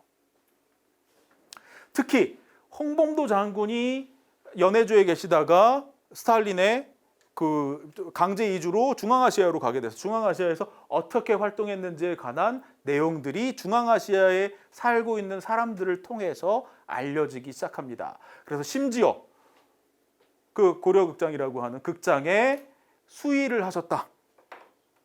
수의를 하면서 그 극장에 있었던 그 극작가한테 자신의 이야기를 이야기해서 그게 심지어 공연도 됐었다라고 하는 것이 알려지게 되는 거죠. 그러면서 일종의 80년대 후반에 홍범도 붐이 일게 됩니다. 그래서 홍범도 카자흐스탄의 태장춘이라고 하는 분이 쓴 홍범도라고 하는 희곡이 발굴이 되고 그 당시에 공연됐던 공연 사진들도 발굴이 되고 그리고 89년도에 창극 홍범도가 만들어지기도 하고 뮤지컬 홍범도가 제작이 되기도 하고 지금 벌써 보세요. 창극, 뮤지컬 이런 거 만들어졌겠죠. 그럼 당연히 소설도 만들어졌겠죠. 이런 것들이 막 쏟아져 나옵니다. 쏟아져 나오지만 한국 영화가 아주 침체하고 있던 상황이어서 홍범도의 영화는 생각하지 못했던 것 같아요. 한국 영화가 90년대 초중반에 최악의 상황이었던 거죠. 그 당시에 헐리우드의 직배 영화들이 막 쏟아져 들어오면서 한국 영화가 심지어 대종상 영화제를 해야 되는데 대종상 영화제가 보통 봄에 막 열리고 하는데 겨울로 연기가 되기도 하고 왜? 후보작을 선정을 해야 되는데 후보작 5편을 못 만드는 거예요. 그러니까 뒤로 밀기도 하고 그다음에 그 전에 수상했던 거를 막 더 포함시키기도 하고 하는 식으로 한국 영화, 그러니까 제대로 만드는 한국 영화가 많이 없던 시절이었던 거죠. 그리고 한국 영화에 투자하겠다는 사람도 많지 않던 시절. 그러다 보니까 이런 홍범도에 관련된 이야기를 영화하는 게 쉽지는 않았겠죠. 특히 독립운동 그 기간만, 그러니까 봉오동 전투만을 그리면 상관이 없겠지만 봉오동 전투 이후에 소위 시베리아에서 있었던 적군과 백군의 이 내전에 적군으로도 참여한 거잖아요. 그러니까 공산혁명에 참여했던 경력도 있었기 때문에 이제 쉽게 홍범도 영화를 만들 수는 없었던 거죠. 그러다가 홍범도 영화는 봉오동 전투가 있은 지 100년이 되는 해에 비로소 만들어질 수 있게 됐습니다. 그것도 아쉽지만 이 봉오동 전투만을 그린, 그러니까 홍범도 장군을 그리진 않죠. 영화 속의 홍범도 장군은 아주 짧게 등장합니다. 그리고 영화에서는 누구를 더 많이 그려요? 봉오동 전투에 참여했던 이름이 알려져 있지 않은 많은 우리 독립운동가들을 그리는데 목적을 두고 있습니다. 그래서 이 연출가인 원신현 연출가가 이런 얘기를 했어요.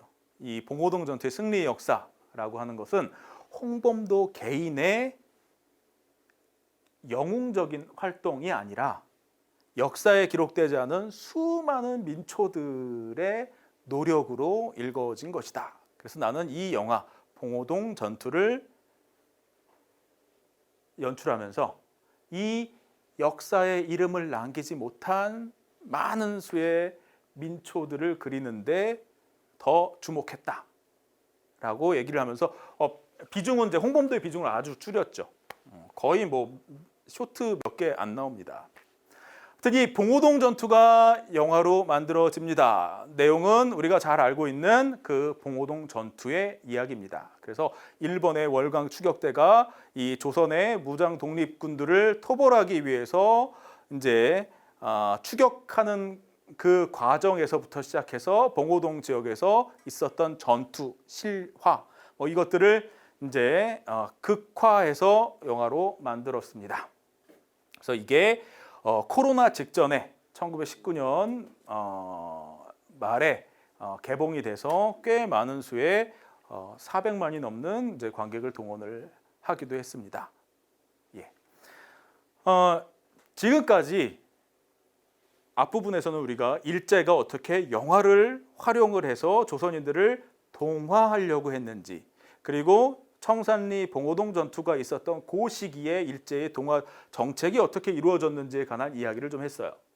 그리고 뒷부분에 우리가 해방 이후에 소위 독립전쟁을 다룬 영화들, 특히 청산리 봉오동 전투, 봉오동 청산리 전투를 다룬 영화들이 어떤 것들이 있었는지를 주요 영화들을 간단하게 이야기를 했습니다.